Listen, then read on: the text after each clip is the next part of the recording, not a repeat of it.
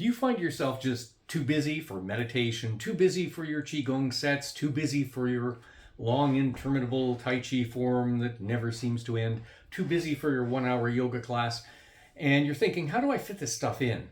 I know I need to be doing this. I know I want better focus. I want better energy, but how am I supposed to do this? When am I supposed to do this? It's the realization that all of these wonderful healthy activities I have, I'm putting them in my schedule, but my schedule isn't cooperating and nobody's is. Well, welcome to the club. It's okay. Hi, I'm Dr. Simeon Roger. Welcome to the channel.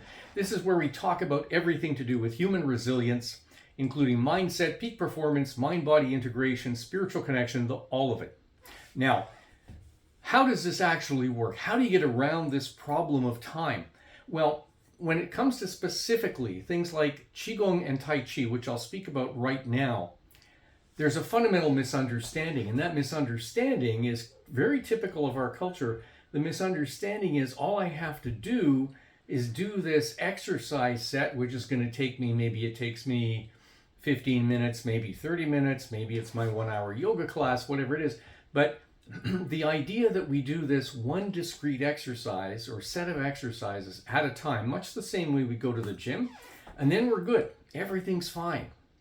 We've done it. We've accomplished it. We have improved our health. We have improved our energy and focus.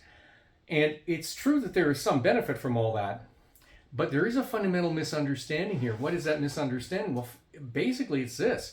These systems that are as deep and well thought out as Qigong and Tai Chi, these exist to show us an entirely different life paradigm. What they're designed to do is give us the insight through experience into the following: how our mind-body organism is designed to function. Now, I think you'll probably admit, if you think about it for a couple minutes, that, if we're using our mind-body organism in a way that clashes with how it's designed, the result is not going to be anything that we terribly appreciate, kind of like eating toxic food. Well, this is it. We have to learn to function in the world in a way that accords with how we are designed, and that's what these are meant to do. So understanding then that because Qigong and Tai Chi, for example, are built on fundamental principles, that we have a huge amount of flexibility in how we apply those principles throughout our day. And in fact, we're meant to apply them throughout our day, no matter what we're doing. So stick around, because right now I'm going to give you what is really a dirt simple approach that you can use anytime during your day, and even continually during your day. And pretty much nobody's going to notice you're doing it, but it's very profound inside, in its effects, in its benefits.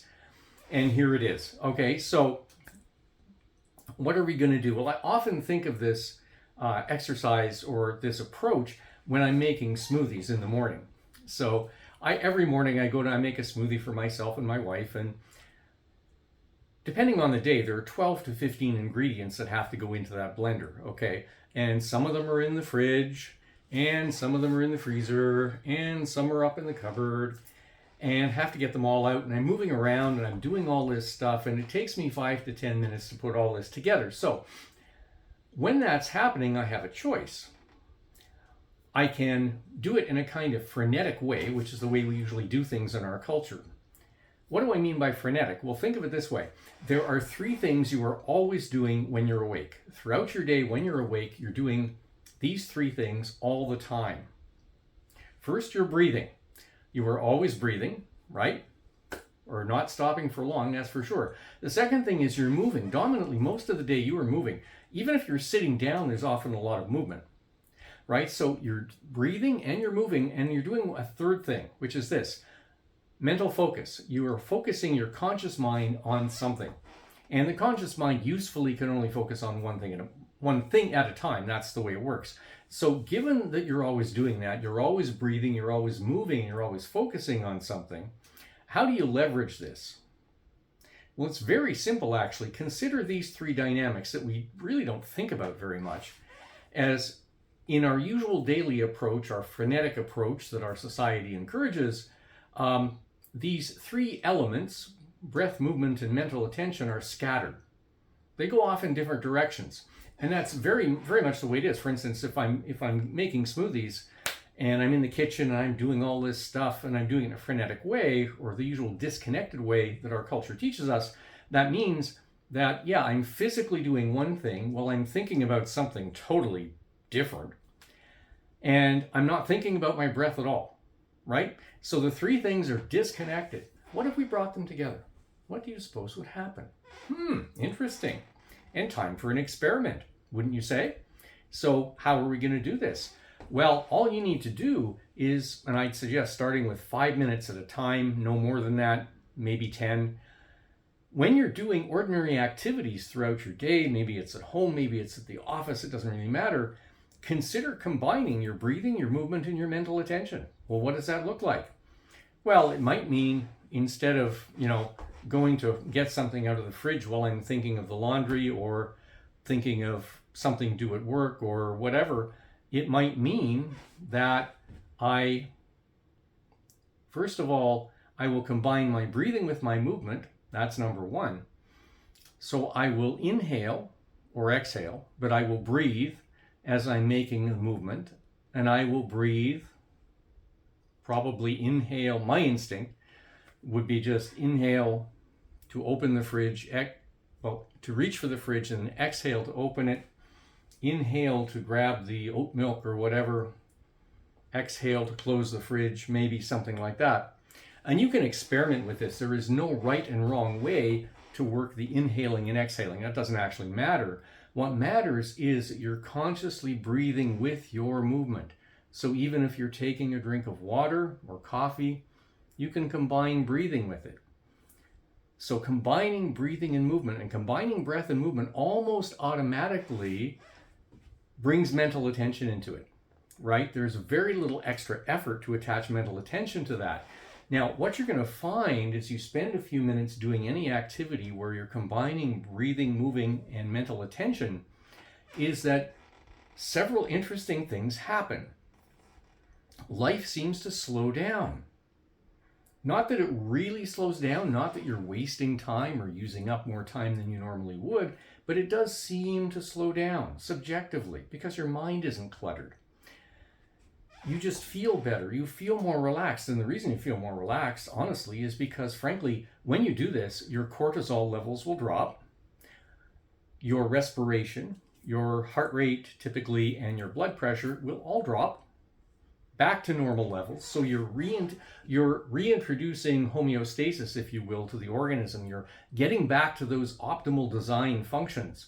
You're eliminating stress, eliminating psychological stress.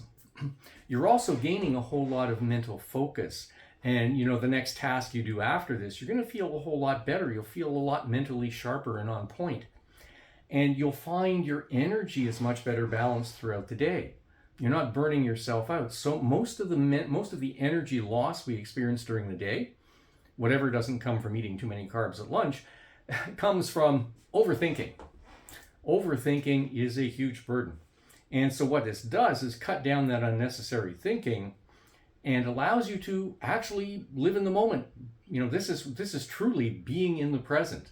This is truly doing what you're doing when you're doing it, and not being somewhere else in your mind. So it is a hugely beneficial exercise. It is so easy to do. So I recommend you go try it. Pick a time when you're doing some activity around the house or whatever. As I said, not more than 5 minutes to begin with, maybe 10. And you can ramp it up from there as you see fit. This is an incredibly profound exercise, by the way. There is so much more to this than I can possibly explain in this video. And we'll talk about some of those other dimensions later. But just for now, know that this is just the beginning. But you'll feel the difference. And don't obsess about anything, okay? Don't obsess about, should I inhale or should I exhale? Don't obsess about, okay, am I doing it right? Am I doing it wrong? The most important thing you can possibly do is literally to have your mental attention inside your body. So you're aware of the feelings, the sensations, physical and psychological, that are coming up for you as you do this. Just be present to it. None of it is right or wrong. It just is what it is. So there you have it. If you got some benefit from this, if you're enthusiastic to try, just write the word Qigong in the comments, or just the letters QG. I'll know what you mean. And also remember to like and subscribe if you got value from this. That helps us with the algorithm naturally. And even more than that, don't forget, you can go down to the link below, link in the description below, and grab your free resilience report. That's it for now. I'm Dr. Simeon Roger. We'll see you next time.